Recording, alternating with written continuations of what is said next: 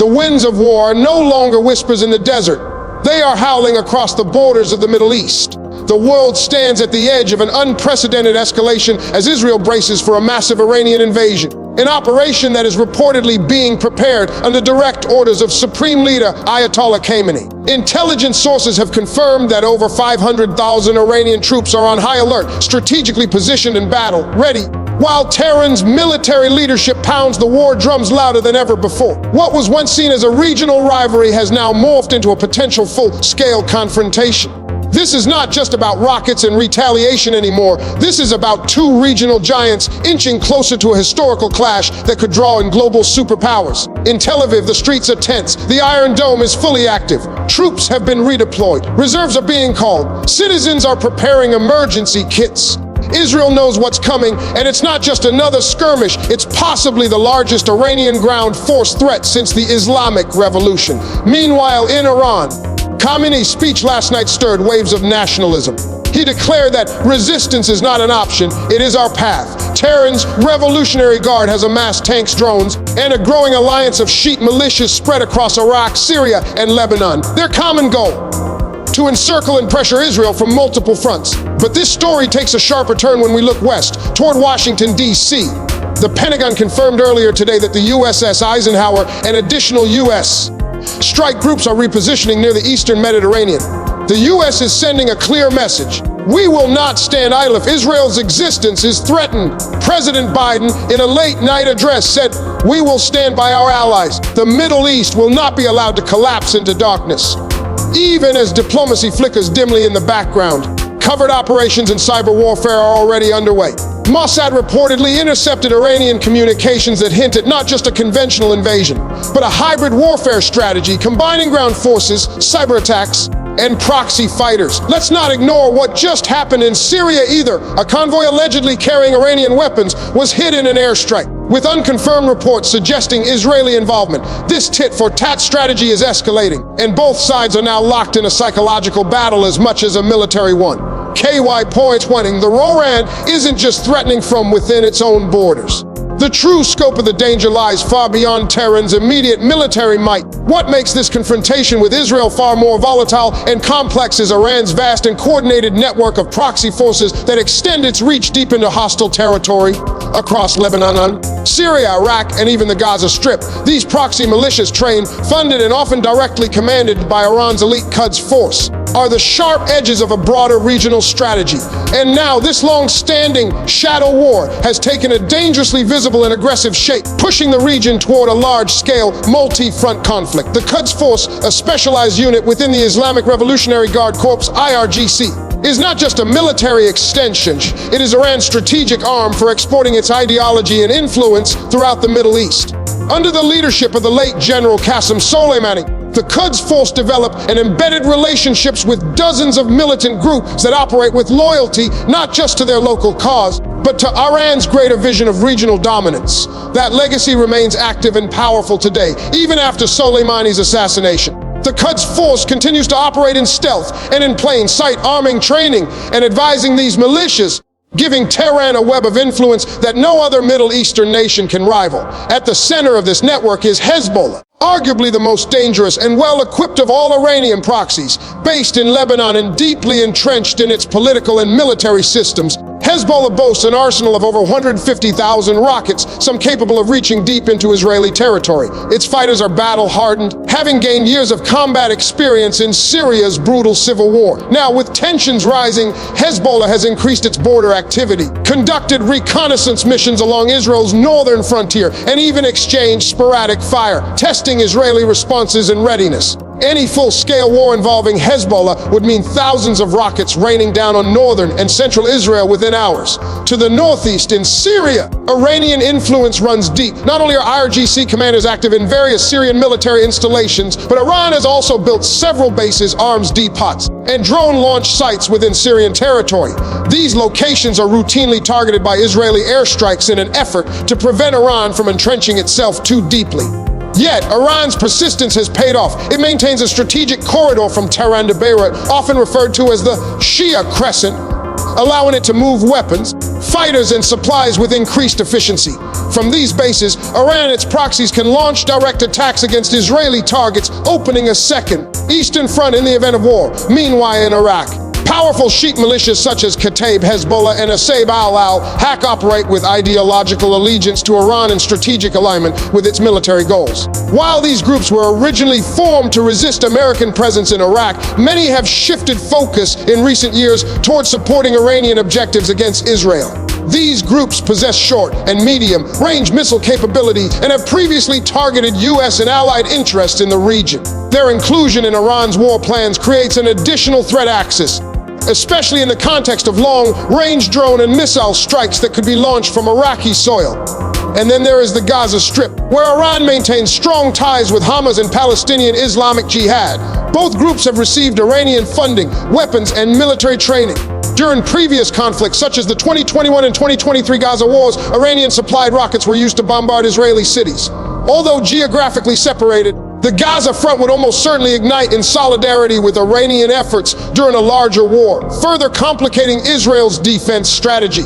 Fighting on four fronts, north with Hezbollah, east with Syria, northeast with Iraq, and southwest with Gaza, would stretch Israeli military resources to their limit. This coordinated encirclement strategy gives Iran a distinct tactical advantage. By surrounding Israel with well-armed, ideologically motivated proxies, Iran forces the Israeli Defense Force, IDF, into a defensive posture on multiple fronts. It reduces Israel's ability to focus firepower in one direction and threatens its civilians with simultaneous attacks from various borders. Every one of these groups brings unique threats, be it short-range rockets, precision-guided missiles, drones, or even cyber warfare capabilities. Collectively, they represent an asymmetric warfare nightmare, one that is nearly impossible to fully neutralize. This is not just a confrontation between two sovereign states. It is a clash between a modern nation, state, and a transnational militant alliance orchestrated by Iran with surgical precision. The use of proxies allows Tehran to deny direct involvement, complicating international response and accountability. But the results are real and deadly. Destruction in Israeli cities, constant air raid sirens, and the looming fear of a sudden, full-scale multi-front invasion. Israel knows this reality all too well. It has spent years preparing for such a scenario, conducting massive multi-front drills, expanding Iron Dome batteries, and improving intelligence coordination with allies like the United States. But the threat is growing faster than ever, and the stakes have never been higher. Iran's proxy network is not just a support system. It is a weaponized arm of the regime's war doctrine, now activated and poised to strike in the modern age of warfare. The battlefield has evolved far beyond trenches and tanks. A silent, invisible front has emerged, one that doesn't rely on bombs or bullets but on code data and digital dominance. While the world watches the troop movements and missile tests between Iran and Israel, another war is already underway beneath the surface. Reports from Israeli cyber defense units have confirmed a surge in attempted cyber intrusions targeting critical infrastructure, including the nation's water supply systems, power grids, and public service networks. These attacks, believed to be orchestrated by Iran's elite cyber division, are not random acts of digital vandalism. They are strategic probes, calculated, persistent, and dangerous. Their purpose is clear: to identify vulnerabilities, gather intelligence, and if needed, paralyze Israel's civilian life and military response in the opening moments of a future war. Iran's cyber warfare capabilities have grown dramatically over the past decade. What started as a modest team of government-backed hackers has now transformed into a sophisticated, well-funded, and highly trained division that rivals the world's most advanced cyber forces. With the full backing of the Islamic Revolutionary Guard Corps, IRGC, Iran's cyber units have become a key pillar of Tehran's asymmetric warfare strategy, designed to offset Israel's technological and military superiority by targeting its digital underbelly. These cyber warriors are not bound by borders or time zones. Operating from secure facilities in Tehran and beyond, they launch their attacks across a global network of compromised servers, proxies, and dark web channels, making attribution difficult and retaliation even harder.